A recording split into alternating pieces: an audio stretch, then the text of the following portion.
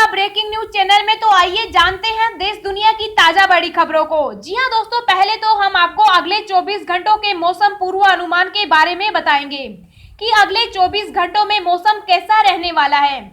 उसके बाद हम आपको चीनी बीमारी का बिल्कुल ताजा अपडेट बताएंगे। देश और दुनिया का क्या हाल है। जी हां दोस्तों, इसके अलावा अगली बड़ी खबर है, अस्पताल से अब 14 नहीं 10 दिन में डिस्चार्ज होंगे कोरोना मरीज। एक बार भी टेस्ट रिपोर्ट आई नेगेटिव तो अस्पताल से मिल जाएगी छुट्टी। इसके अलावा अगली जो बड़ी खबर है, नौकरी चली गई तो भी डरे नहीं। मोदी सरकार की इस योजना से 2 साल तक मिलेगी सैलरी। जानिए क्या है स्कीम। दोस्तों, इसके अलावा अगली बड़ी खबर है, राम मंदिर के लिए दान देने पर मिलेगी टैक्स छूट। सरकार का नया आदेश। जी हां दोस्तों, अगर आप राम मंदिर के निर्माण में दान देते हैं तो आपको टैक्स में छूट मिलेगी। अगली जो बड़ी खबर है, किसानों की कर्ज माफी पर बोले कृषि मंत्री, ये समस्या का हल नहीं। जी हां दोस्तों, किसानों के कर्ज माफी को लेकर भी एक बड़ी खबर निकल कर आ रही है। इसके अलावा अगली जो बड़ी खबर है, WHO का पर्दाफाश। वुहान से ही फैला कोरोना वायरस, चीन को देना पड़ेगा इतना भारी जुर्माना। इसके अलावा अगली बड़ी खबर है, अगले 7 दिनों में ट्रेनों व बसों से मजदूरों को भेजा जाएगा घर, नहीं लगेगा कोई किराया। दोस्तों, इसके अलावा अगली बड़ी खबर है, पश्चिम बंगाल सरकार मजदूरों को वापस आने की नहीं दे रही अनुमति। अमित शाह ने लिखा ममता को पत्र। अगली जो बड़ी खबर है, मौसम विभाग ने राजस्थान को लेकर दे दी ये चेतावनी 10 से 12 मई तक। आपको बता दें कि दोस्तों और भी बहुत बड़ी खबरें निकल कर आ रही है, जिनका जानना आपके लिए बेहद जरूरी है। अगर वीडियो को थोड़ा सा भी मिस कर दिया तो आपसे बहुत बड़ी जानकारी मिस हो जाएगी, इसलिए वीडियो लास्ट तक जरूर देखिएगा। वीडियो में आगे बढ़ने से पहले आपसे एक छोटी सी रिक्वेस्ट है कि आप इस वीडियो को लाइक कर दें, शेयर कर दें, क्योंकि आपका लाइक शेयर करना ही हमारी मेहनत का फल होता है। तो दोस्तों, जानते हैं सबसे पहले अगले 24 घंटों के मौसम पूर्वानुमान के बारे में। अगले 24 घंटों के दौरान केरल और दक्षिणी आंतरिक कर्नाटक में हल्की से मध्यम बारिश के साथ 1-2 स्थानों पर भारी वर्षा के आसार हैं। असम, मेघालय, अरुणाचल प्रदेश, नागालैंड में भी हल्की से मध्यम बारिश की गतिविधियां जारी रहेगी। जम्मू कश्मीर, लद्दाख, हिमाचल प्रदेश, उत्तराखंड समेत गिलगित बाल्टिस्तान और मुजफ्फराबाद में भी बारिश की गतिविधियां बढ़ जाएगी। पंजाब, हरियाणा, उत्तरी राजस्थान, दिल्ली, पश्चिमी उत्तर प्रदेश, मध्य के कुछ हिस्सों और विदर्भ में धूल भरी आंधी और गरज के साथ हल्की बारिश संभव है। तटीय आंध्र प्रदेश में हल्की बारिश हो सकती है। देश में कोरोना संक्रमित मरीजों का आंकड़ा 63,978 के पार, अब तक 2091 की मौत। जी आपको बता दें कि देश और दुनिया में कोरोना के केस लगातार बढ़ते जा रहे हैं। ताजा आंकड़ों के मुताबिक देश में अब तक 63,978 संक्रमण के मामले सामने आ चुके हैं। एक्टिव केस 42,885 हैं, जिसमें से अभी तक 2,091 लोग अपनी जान गंवा चुके। वहीं इसके बीच अच्छी खबर ये भी है कि अब तक 20,000 संक्रमित मरीज ठीक भी हो चुके। दुनिया भर में कोरोना वायरस की वजह से कुल 2,85,000 लोगों की जान जा चुकी है, जबकि वायरस से संक्रमित लोगों की संख्या 40,68,000 हो गई। इनमें एक्टिव केस 24,35,000 हैं और खुशी की बात यह है कि अब तक 14 लाख लोग ठीक हो चुके हैं।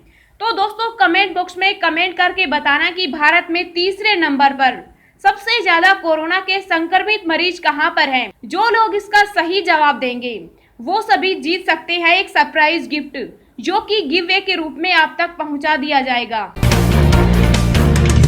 अस्पताल से अब 14 नहीं 10 दिन में डिस्चार्ज होंगे कोरोना मरीज। एक बार भी टेस्ट रिपोर्ट आई नेगेटिव तो अस्पताल से मिल जाएगी छुट्टी।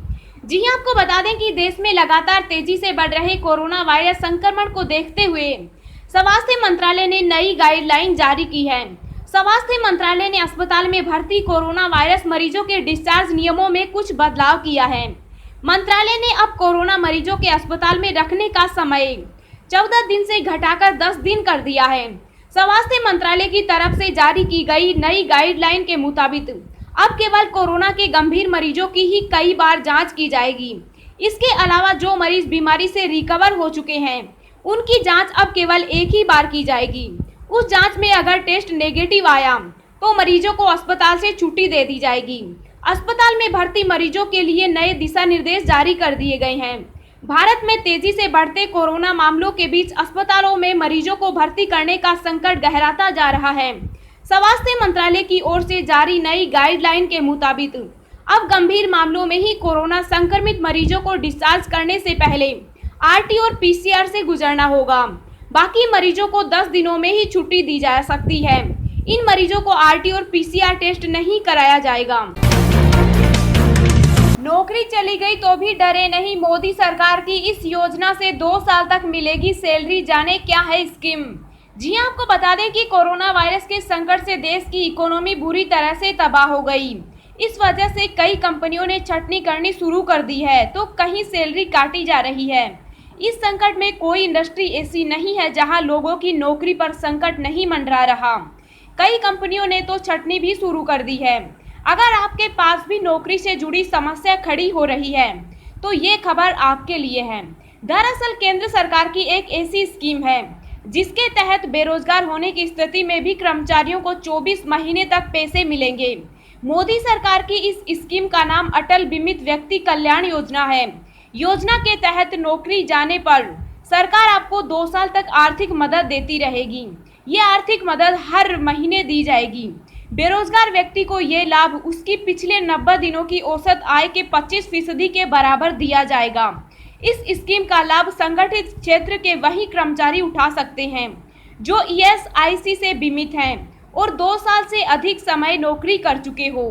इसके अलावा आधार और बैंक अकाउंट डेटाबेस से जुड़ा होना जरूरी है। अगर आप भी इस योजना का लाभ उठाना चाहते हैं तो आपको सबसे पहले ईएसआईसी की वेबसाइट पर जाकर अटल बीमित व्यक्ति कल्याण योजना के लिए रजिस्ट्रेशन करना होगा। बता दें कि उन लोगों को स्कीम का फायदा नहीं मिलेगा जिन्हें गलत आचरण की वजह से कंपनी से निकाल दिया गया है। इसके अलावा आपराधिक मुकदमा दर्ज होने या स्वेच्छा से रिटायरमेंट लेने वाले कर्मचारी भी योजना का लाभ नहीं ले सकेंगे। राम मंदिर के लिए दान देने पर मिलेगी टैक्स छूट, सरकार का नया आदेश। जी हां, आपको बता दें कि अगर आप अयोध्या में राम मंदिर निर्माण के लिए दान देने की सोच रहे हैं तो आपके लिए एक अच्छी खबर है। दरअसल वित्त मंत्रालय ने एक नोटिफिकेशन जारी किया है। इस नोटिफिकेशन के मुताबिक अयोध्या में राम मंदिर के लिए दान देने वालों को टैक्स में छूट दी जाएगी। ये छूट श्री राम जन्मभूमि तीर्थ क्षेत्र ट्रस्ट में दान देने पर ही मिलेगी। वित्त मंत्रालय की ओर से ये छूट आयकर अधिनियम 1961 की धारा 80 के तहत दी जाएगी। बता दें कि इस साल श्री राम जन्मभूमि तीर्थ क्षेत्र ट्रस्ट बनाया गया था और मंदिर बनाने के लिए इसी के तहत सारे दान लिए जा रहे हैं। आयकर छूट का दावा करने के लिए ये जरूरी है कि ट्रस्ट से मिली दान की रसीद आपके पास हो। इसमें ट्रस्ट का नाम, पता, पेन, दान देने वाले का नाम और दान की राशि का ब्यौरा होना चाहिए। किसानों की कर्ज माफी पर बोले कृषि मंत्री, ये समस्या का हल नहीं। जी हां, आपको बता दें कि आज के खास कार्यक्रम ई एजेंडा जान भी जहान भी में केंद्रीय कृषि मंत्री नरेंद्र सिंह तोमर ने कहा कि कर्ज माफी किसानों की समस्या का हल नहीं। उन्होंने कहा कि पहले भी कई बार कई सरकारों की ओर से किसानों की कर्ज माफी की गई, लेकिन मैं मानता हूं कि कर्ज माफी किसानों की समस्या का हल नहीं। सब्सिडी गिनाते हुए केंद्रीय मंत्री नरेंद्र सिंह तोमर ने कहा कि अभी हम ब्याज पर जो सब्सिडी देते हैं, अगर 31 मार्च तक किसान पैसा चुका देता है तो उसे 4% पैसा मिल जाता है। लॉकडाउन की वजह से हम 31 मार्च को पैसा नहीं दे सकते थे, इसलिए इसे बढ़ाकर 31 मई कर दिया है। आगे क्या मदद की जा सकती है उस पर विचार कर रहे हैं। केंद्रीय मंत्री नरेंद्र सिंह तोमर ने कहा कि फलों के किसानों के लिए MIS स्कीम जारी की गई है। कर्ज माफी किसी समस्या का हल नहीं है। सरकार की चिंता है कि किसान अच्छी अवस्था में खड़ा हो सके और उसकी फसल अभी और आने वाले समय में ठीक तरह से हो सके, हम उससे ठीक दाम में फसल लें। केंद्रीय मंत्री नरेंद्र सिंह तोमर ने कहा कि हम 20 रुपए किलो का गेहूं खरीदते हैं और जनता को 2 रुपए किलो में देते हैं। एक तौर से यह भी किसान के हित में निर्णय है। इस बार MSP को 1.5 गुना किया गया। खाद, बीज और उर्वरक पर सब्सिडी है। किसान की खेती को ठीक करने के लिए सरकार चौतरफा मदद देने के लिए तैयार है। ई एजेंडा कार्यक्रम में केंद्रीय मंत्री नरेंद्र सिंह तोमर ने कहा कि किसानों की मदद में किसी तरह की कोताही नहीं की जाएगी। मैं आज तक के कार्यक्रम के जरिए लोगों को विश्वास दिलाता हूं कि सरकार की ओर से किसानों की हर संभव मदद की जाएगी और आने वाले समय में हर सुविधा दी जाएगी। अगले 7 दिनों में ट्रेनों व बसों से मजदूरों को भेजा जाएगा, घर नहीं लगेगा कोई किराया। जी आपको बता दें कि हरियाणा में फंसे मजदूरों को उनके गृह राज्य पहुंचाने का जिम्मा मनोहर सरकार ने उठा लिया है। हरियाणा के मुख्यमंत्री मनोहर लाल का वादा है, राज्य में जितने भी प्रवासी मजदूर अपने घर जाना चाहते हैं उन्हें अगले 7 दिनों के भीतर ट्रेनों व बसों के माध्यम से उनके गृह राज्य भेजने का काम हरियाणा सरकार करेगी। इसके लिए मजदूरों से कोई किराया, किसी प्रकार का शुल्क नहीं लिया जाएगा। हरियाणा के मुख्यमंत्री मनोहर लाल के वायदे के अनुसार राज्य सरकार द्वारा घर जाने के इच्छुक प्रवासी श्रमिकों को अगले 7 दिनों में 100 ट्रेनों व 5000 बसों के माध्यम से उनके गृह राज्यों में निःशुल्क पहुंचाया जाएगा। प्रवासी श्रमिकों को उनके गृह राज्यों में भेजने के लिए चलाई जाने वाली ट्रेनों व बसों का सारा खर्च हरियाणा सरकार द्वारा वहन किया जाएगा। पश्चिम बंगाल सरकार मजदूरों को वापस आने की नहीं दे रही अनुमति, अमित शाह ने लिखा ममता को पत्र। जी हां, आपको बता दें कि पश्चिम बंगाल सरकार की ओर से अपने राज्य के मजदूरों को श्रमिक रेलगाड़ियों के जरिए पश्चिम बंगाल आने की अनुमति नहीं दी जा रही। मजदूरों को उनके गृह राज्य भेजे जाने की समीक्षा के दौरान यह बात सामने आने पर केंद्रीय गृह मंत्री अमित शाह ने पश्चिम बंगाल की मुख्यमंत्री ममता बनर्जी को कड़ा पत्र लिखा। इस पत्र के साथ ही एक बार फिर केंद्र और राज्य सरकार आमने सामने आ गई। इसके पहले कोरोना वायरस के संक्रमण को लेकर केंद्रीय टीम और पश्चिम बंगाल प्रशासन के बीच मतभेद हुए थे, जिसे लेकर केंद्रीय गृह सचिव ने पश्चिम बंगाल सरकार को कड़ा पत्र लिखा था। केंद्रीय गृह मंत्री अमित शाह ने पश्चिम बंगाल की मुख्यमंत्री ममता बनर्जी को लिखे पत्र में कहा कि भारत सरकार की अभी तक विभिन्न श्रमिक रेलगाड़ियों के जरिए देश भर से 2 लाख मजदूरों को उनके गृह राज्य जनपदों तक भेज चुकी है। इसी क्रम के दौरान यह पाया गया है कि पश्चिम बंगाल के प्रवासी मजदूर भी अपने गृह राज्य में जाने के लिए बेहद व्याकुल हैं और उनके जाने की व्यवस्था भी केंद्र सरकार की ओर से की गई है। पत्र के मुताबिक प्रवासी मजदूरों को उनके राज्यों तक पहुंचाने की समीक्षा के दौरान यह पाया गया है कि पश्चिम बंगाल सरकार इस मामले में सहयोग नहीं दे रही है। केंद्रीय मंत्री ने इस समीक्षा बैठक के बाद लिखे पत्र में कहा कि पश्चिम बंगाल सरकार के इस रवैये से वह बेहद दुखी है, क्योंकि प्रवासी मजदूर जो अपने घर जाने के लिए बेहद व्याकुल हैं, उन्हें उनके घर तक जाने दिया जाना चाहिए। केंद्रीय गृह मंत्री की ओर से लिखे गए पत्र के मुताबिक पश्चिम बंगाल के प्रवासी श्रमिकों को दूसरे राज्यों से लेकर बंगाल पहुंचाने वाली श्रमिक रेलगाड़ियों को राज्य सरकार की ओर से अनुमति नहीं प्रदान की जा रही है। ऐसा करना पश्चिम बंगाल के श्रमिकों के साथ अन्यायपूर्ण होगा। यह पश्चिम बंगाल के प्रवासी श्रमिकों को कठिन परिस्थिति में धकेल सकती है। WHO का पर्दाफाश, वुहान से ही फैला कोरोना वायरस, चीन को देना पड़ेगा इतना भारी जुर्माना। जी हां, आपको बता दें कि कोरोना वायरस पर अब तक का सबसे बड़ा पर्दाफाश हो गया। इस पर्दाफाश के बाद चीन को मुंह छिपाने की जगह नहीं मिलेगी। अभी तक चीन का पक्ष लेते आ रहे WHO ने भी मान लिया है कि यह महामारी चीन के वुहान से ही पूरी दुनिया में फैली और इसके भयावह रूप की जानकारी दुनिया को देर से दी गई। WHO के इस पर्दाफाश के बाद चीन पर संकट के बादल मंडराने लगे हैं, क्योंकि यही आरोप लगाते हुए अमेरिका और ब्रिटेन ने चीन को 27 खरब डॉलर का हर्जाना ठोकने की धमकी दी है। विश्व स्वास्थ्य संगठन के food safety zoonotic virus expert doctor Peter Ben ने कहा है, वुहान ने वायरस आउटब्रेक में भूमिका निभाई है, यह साफ है।